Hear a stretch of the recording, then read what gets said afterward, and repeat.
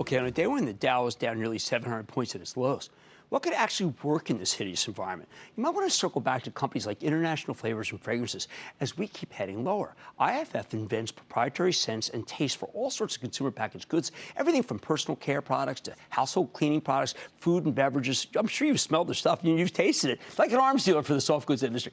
Now, last May, IFF CEO Andreas Fibig came on this show. He made a bold prediction. His company had just announced a major $7.1 billion acquisition of Frutarom, and the market hated it.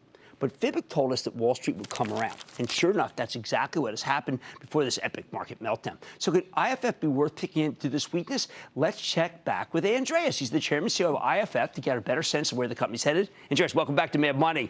Good to see you. Good to see you. Yep, you did say, look, we're going to have to do an equity offering, which is amazing. Most people say, well, I don't want to talk about it. And that it would mark a great level, and if the stock came down. And you also said that it would probably end up being priced above, could there be so much demand, which is exactly what happened, and then it went up. So it's obvious to me that Wall Street has really warmed up to this deal well before it actually closed. Yeah, no, absolutely. And we have closed on record time. We said in May, 6 to 9 months. We were ahead of time. We are very happy about it because it gives us a head start to integrate the business. I think the cross-selling, you've got to explain that to people because, to me, it's marvelous. It really is such a natural. Yeah. What is fantastic is that right now we have the largest and broadest customer base in our industry, and we have more than 30,000 customers. No one else has it. And we are starting to take their natural solutions like natural colors or like their antioxidants to sell them into our customer base and taking our technology, which we have showed to some of their managers already, to sell into their customer base. We actually believe that's the greatest value driver for us going forward. Well, you're one of the few people I know who recognizes that perhaps the old consumer packaged goods customers, they're good customers. Not saying they're not. Yeah, sure. But they don't have the growth that these newer, littler companies, small and medium-sized, that can be the next big ones. Yeah. And that Frutarom has just a huge amount of this. This would be natural for your regular business and for Frutarom. 70% of their customers are basically small, local and regional customers. The hot area. It's very helpful. And when you have that kind of company, I mean, what I believe is that you have taught me that tastes are regional. So if you have a regional food company, then you've got a natural audience. Maybe they can even take those tastes to another place, but that's what you need to be, and besides just the gigantic companies we all know. It's super helpful for us and for our business. And you have seen probably in the last couple of quarters, and in particular, the local and regional customers had a very good performance for us. Now, I was concerned, raw material costs hitting you, too. Can they possibly stabilize at some point? We all seem to think that they can just do nothing but go straight up. Yeah. What we have seen, unfortunately, in our industry, that even next year we expect some raw material increases. You do? Even? Yeah, because you don't think it peaks?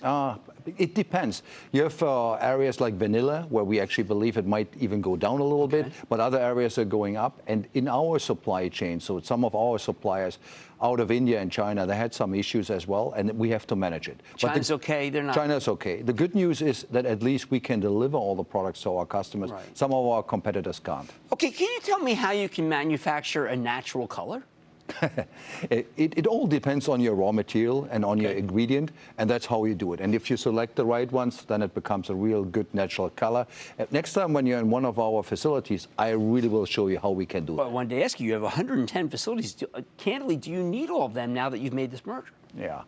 We look at growth at at the merger. Okay. We look how we can grow our top line. Certainly, we will look what can we do with all of our facilities, but it's all about profitable growth. It's not just about cost cutting. Okay, there was another thing that confused me about Frutarom. What does it mean to be in the meat business? Isn't meat just a cow? No. Look, what they have, for example, they have a lot of interesting seasonings. Oh, you mean like beef jerky or something? For beef, yeah, absolutely. And we have now even a little bit of a B2C brand in Europe. I did actually the day one celebration out of Salzburg. It's a big hub in Austria, and that's where this brand Fibig is located.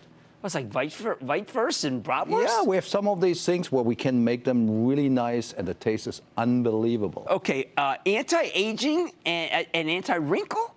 Yeah, that's more for the cosmetic piece. Oh, I thought. Yeah, oh, okay. Yeah. I'm sorry. I mean, that's a good business. It's a very good business. It's actually one of our fastest growing businesses. And you remember 3 years ago, we bought a French-Canadian company, Lucas Myers. Yeah, that was very smart. And it's growing every single quarter, double digit, and we're very happy with the business. You referenced in your conference call last a Fifth Avenue store. Now, I'm not asking you to name it because you said you did, but just talk to us, tell people about what you see going on there so people understand really what some of the nitty-gritty of what you do. If you look at fragrances, for example, that's what you might see in a Fifth Avenue, is much more focused towards the more premium fragrances, the artisan fragrances, and that's something where we try to focus now our attention as well, and all more naturals, natural rose essence, for example, and we have great facilities to manufacture exactly that. All right, we talk about market volatility. One of the stocks I bought after the crash in 1987 was IFF. And I bought it because you had mid to high single-digit growth. And I couldn't find any company, if we were going into recession, that would be able to do that.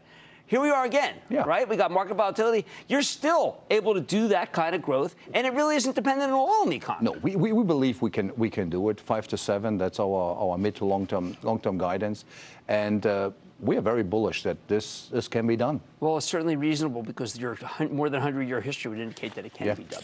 Thank you so much to Andreas Fibig. He's the chairman and CEO of IFF, International Flavors and Fragrances, a company that I started buying for clients when I was at Goldman in 1984. Mad Money's back after the break.